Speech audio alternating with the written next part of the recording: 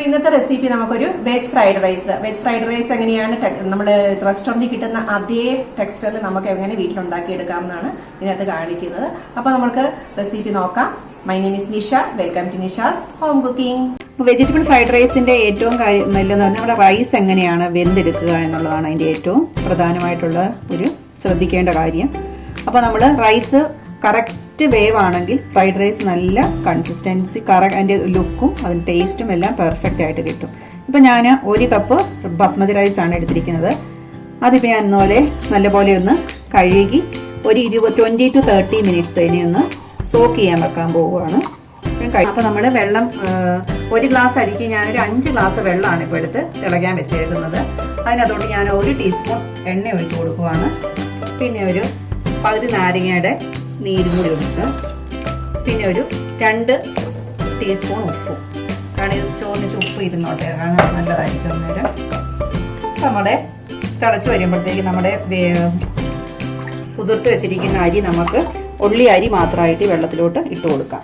അപ്പോൾ നമ്മളിപ്പോൾ റൈസ് വെച്ചിട്ട് ഒരു 5 മിനിറ്റ്സ് ആയി. അപ്പോൾ നമ്മളിങ്ങനെ നോക്കുമ്പോഴത്തേക്കും ചോറ് ഇങ്ങനെ ഞെങ്ങി പോവുകയാണെങ്കിൽ അത് റൈസ് നമുക്കൊരു 75-80% വേവാകുമ്പോൾ നമുക്കിതിനെ വാങ്ങാം. ഒരു 2 മിനിറ്റ്സും കൂടി വെയിറ്റ് ചെയ്തിട്ട് വേണം ഇത് നമുക്ക് ഊറ്റാനായിട്ട് സ്റ്റോപ്പ് ചെയ്യാൻ പറ്റും. അപ്പം നമ്മൾ റൈസ് നോക്കുമ്പോഴത്തേക്കും ഇത് കൈക്കകത്ത് ഇങ്ങനെ ശരിക്കും ഇങ്ങനെ വരുന്നുണ്ട്. അപ്പോൾ അതിൻ്റെ അർത്ഥം നമ്മൾ റെഡി ആയിട്ടുണ്ട്. ഇനി കൂടുതൽ കഴിച്ചു കഴിഞ്ഞാൽ ശരിയാകത്തില്ല. നമുക്കിത് വെള്ളത്തിൽ നിന്ന് മാറ്റാം.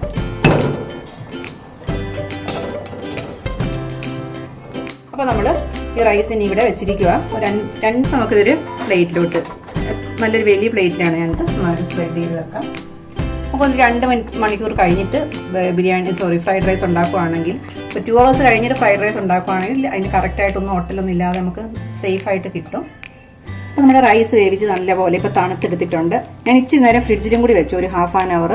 അപ്പോൾ നമുക്ക് നല്ലപോലെ ഇങ്ങനെ സെപ്പറേറ്റ് ആയിട്ട് ചോറ് കിട്ടും. അതിന് വേണ്ടിയിട്ടാണ് അങ്ങനെ വെച്ചത്.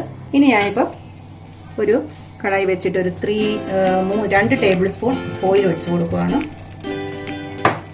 ഇതെല്ലാം നല്ല ഹൈ ഫ്ലെയിമിലാണ് നമുക്ക് ചെയ്യേണ്ടത്. ഫുൾ നല്ല ഫ്ലെയിമിൽ വെച്ചിരിക്കുകയാണ്. എല്ലാം പെട്ടെന്ന് ഇട്ട് കൊടുക്കുകയാണ്. അപ്പം ഞാനൊരു വലിയൊരു പച്ചമുളക് കുഞ്ഞായിട്ട് അരിഞ്ഞിട്ട് അതാത് ഇടുകയാണ്.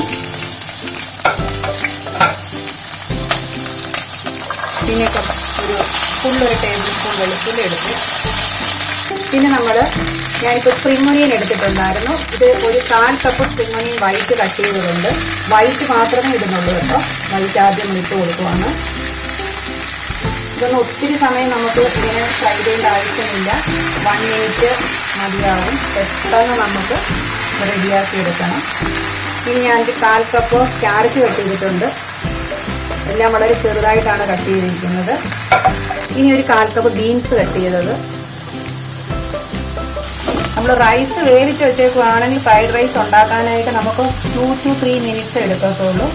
കാരണം ഇത് നമ്മൾ ഉണ്ടാക്കാൻ തുടങ്ങിക്കഴിഞ്ഞാൽ നമുക്കൊന്നും ചെയ്യണം. വെജിറ്റബിൾസ് എല്ലാം നമ്മൾ ആദ്യം തന്നെ റെഡിയാക്കി വെക്കണം. ഫാസ്റ്റായിട്ടുള്ള പ്രിപ്പറേഷനാണ് ഫ്രൈഡ് റൈസിന് വേണ്ടത്. പിന്നെ ഞാൻ ഇച്ചിരി ക്യാബേജ്, ഒരു 1/4 കപ്പ് ക്യാബേജ് ഉണ്ട്. ക്യാബേജിന് വേവ് കമ്പാരിറ്റീവ് കുറവായതുകൊണ്ട് ലാസ്റ്റാണ് ഇടുന്നത്. അതിനുശേഷം ഒരു 2 ടേബിൾ സ്പൂൺ ക്യാപ്സിക്കം ഇട്ടിട്ടുണ്ട്. അത് ഓപ്ഷനാണ്, വേണമെങ്കിൽ ഇടാം. ഇനിയിപ്പോൾ ഉപ്പ് ഞാൻ റൈസിന് ഇട്ടപ്പോൾ എനിക്കുള്ളത് കൊണ്ട് ഞാനിപ്പോൾ ഉപ്പ് ഇതിന് ചേർക്കുന്നില്ല. സോയാ സോസിൻ്റെയും കൂടി ഉപ്പ് വന്നിട്ട് ലാസ്റ്റ് ചെക്ക് ചെയ്തിട്ട് ഉപ്പ് ഇടുന്നുള്ളൂ. അപ്പം നമ്മുടെ വെജിറ്റബിൾസിൻ്റെ വേവൽ തീർന്നു. ഇനിയിപ്പോൾ ഞാൻ ചെയ്യുന്നത് 2 ടീസ്പൂൺ നല്ല ഡാർക്കാണ് എൻ്റെ സോയ സോസ് കിട്ടിയിരിക്കുന്നത്. അപ്പോൾ അതാണ് ഒഴിക്കുന്നത്. പിന്നെ ഇത് റെഡ് ചില്ലി സോസാണ്. ചില്ലി ഗാർലിക് സോസോ ഗ്രീൻ ചില്ലി സോസോ എല്ലാം നിങ്ങൾക്ക് ഇതിനകത്ത് ചേർക്കാവുന്നതാണ്. എൻ്റെ ഇപ്പോൾ റെഡ് ചില്ലി സോസാണ്, അതാണ് ഞാൻ ചേർത്തിരിക്കുന്നത്. ഇനി കുറച്ച് ഒരു 1/2 ടീസ്പൂൺ, 1 ടീസ്പൂൺ എരിവനുസരിച്ച് കുരുമുളക് പൊടിയും കൂടി ചേർത്ത് കൊടുക്കുക. ഫ്രഷ് പെപ്പർ ഉണ്ടെങ്കിൽ അതും നല്ലതാണ്. പിന്നെ ഇതിനെ ഒന്ന് ബാലൻസ് ചെയ്യാനൊരു 1/4 ടീസ്പൂൺ പഞ്ചസാര ഇടുന്നുണ്ട്. അപ്പം നമ്മുടെ വെജിറ്റബിൾസ് ഒക്കെ റെഡി ആയിട്ടുണ്ട്. നമ്മൾ ഇതിലോട്ട് ഇനി ഞാൻ റൈസ് ഇടുവാണ്.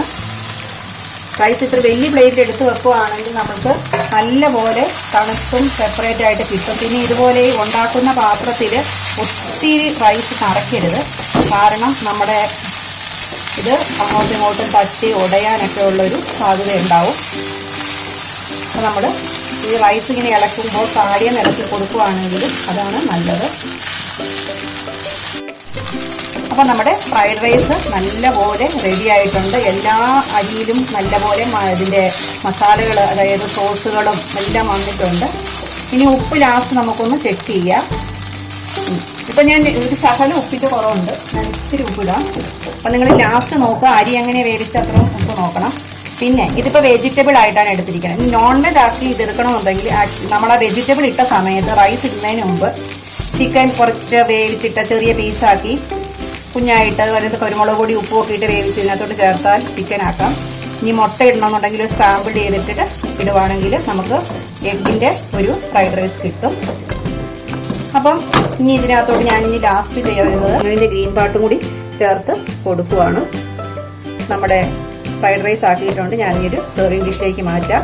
അപ്പം നമ്മുടെ ഫ്രൈഡ് റൈസ് നന്നായിട്ട് റെഡിയാക്കി എടുത്തിട്ടുണ്ട്.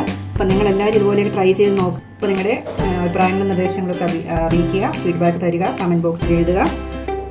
Thanks for watching. പുതിയൊരു വീഡിയോ ആയിട്ട് കാണുന്നവർ എല്ലാവർക്കും ബൈ.